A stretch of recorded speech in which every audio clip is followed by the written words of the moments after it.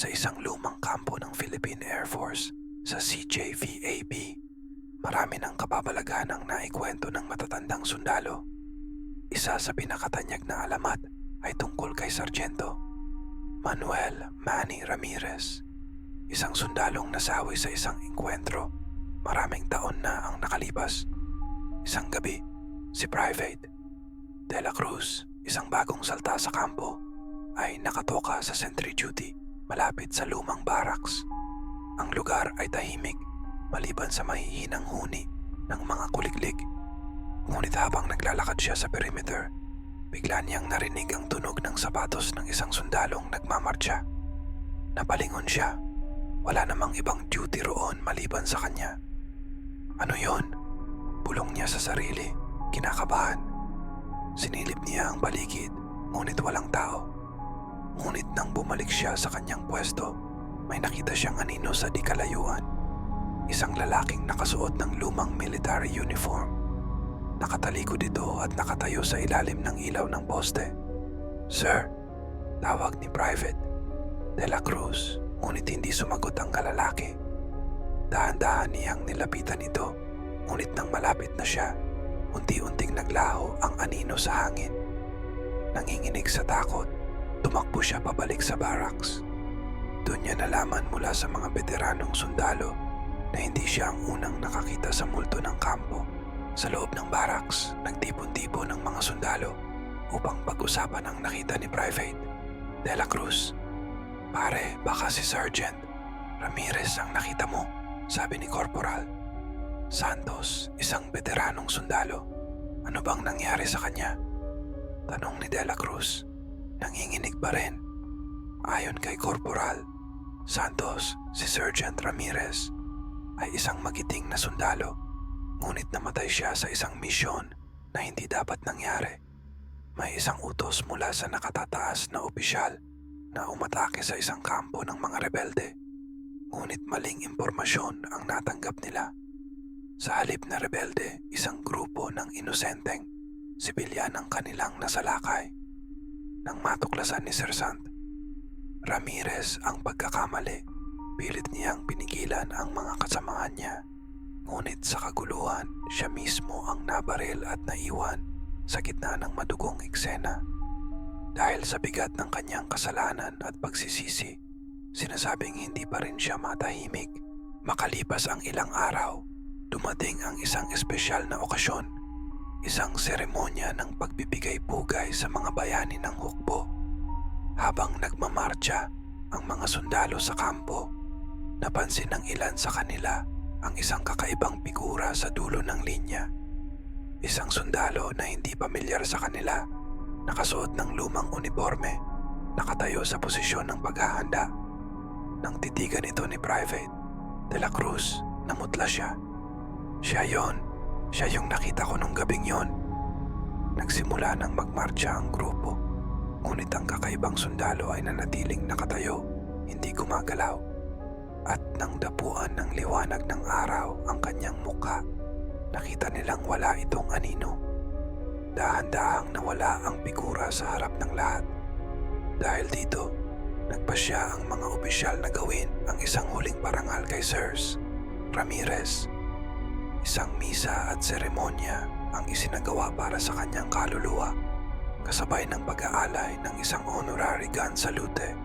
Pagkatapos ng seremonya, hindi na muling nakita ang multo ni Sirs Ramirez sa kampo. Wala nang naririnig na yabag sa dilim at wala nang misteryosong figura sa parada. Ngunit tuwing sumasapit ang anibersaryo ng kanyang kamatayan, may mga nagsasabing nakikita pa rin nila ang isang anino sa lumang barracks, tila isang sundalong naghihintay sa kanyang huling utos. Hanggang ngayon, patuloy na naisasalaysay ang kwento ni Sirs Ramirez sa kampo.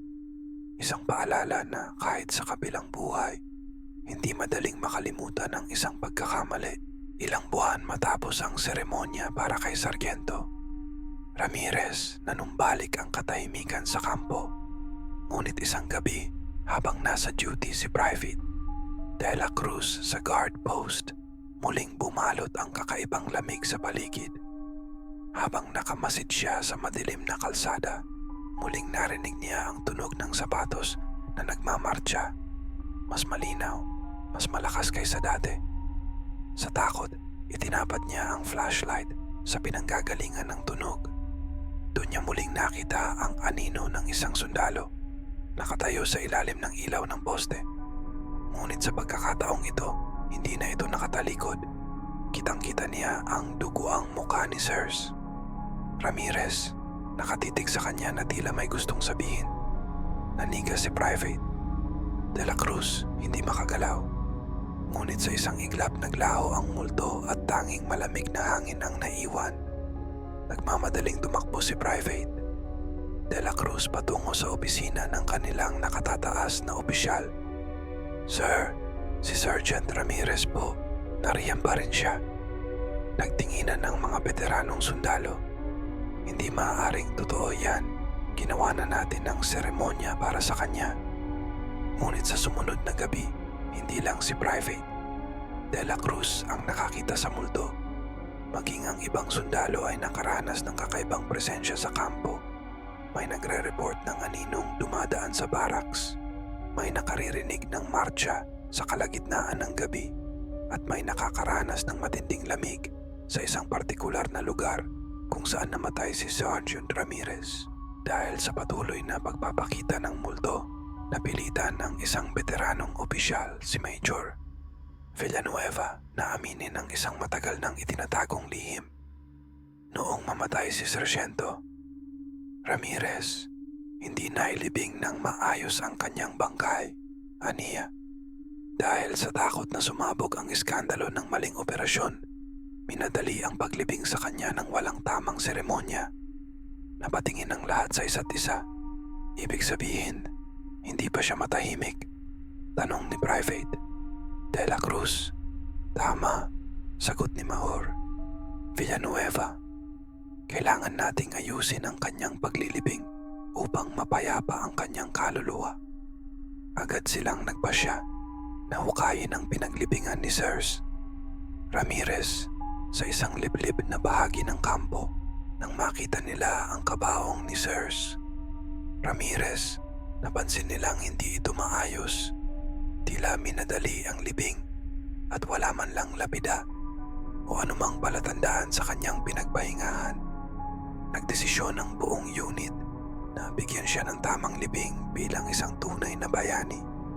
Inilipat nila ang kanyang labi sa isang marangal na lugar sa loob ng kampo kung saan inilagay ang isang lapidang may nakasulat, "Sergeant Manuel Ramirez, isang tunay na sundalo, isang bayani."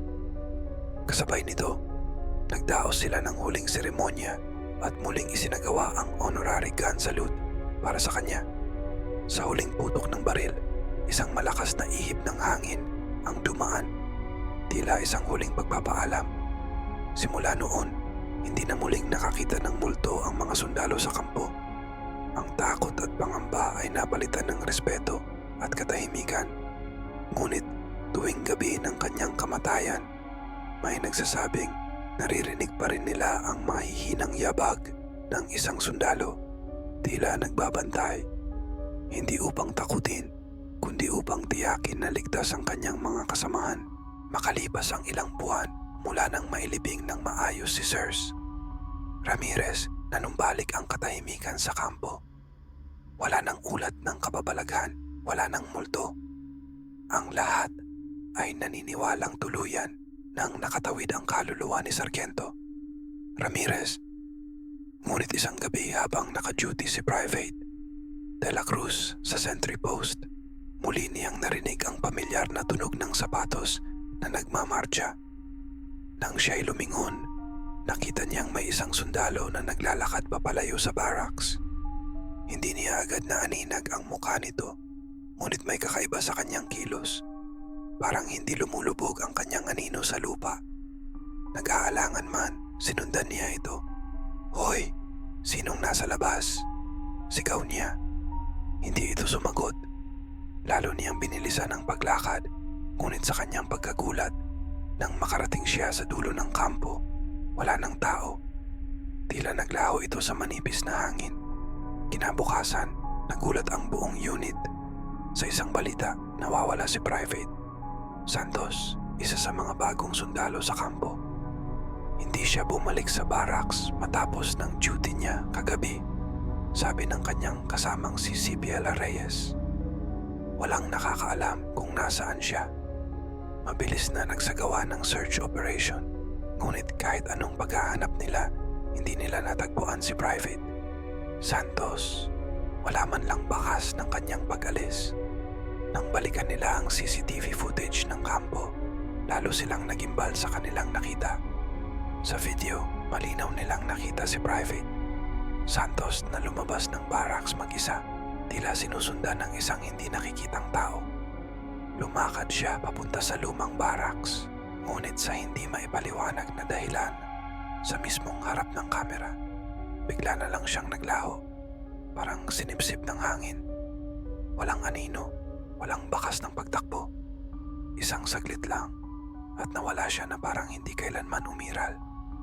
Dahil dito, muling bumalot ang takot sa buong kampo.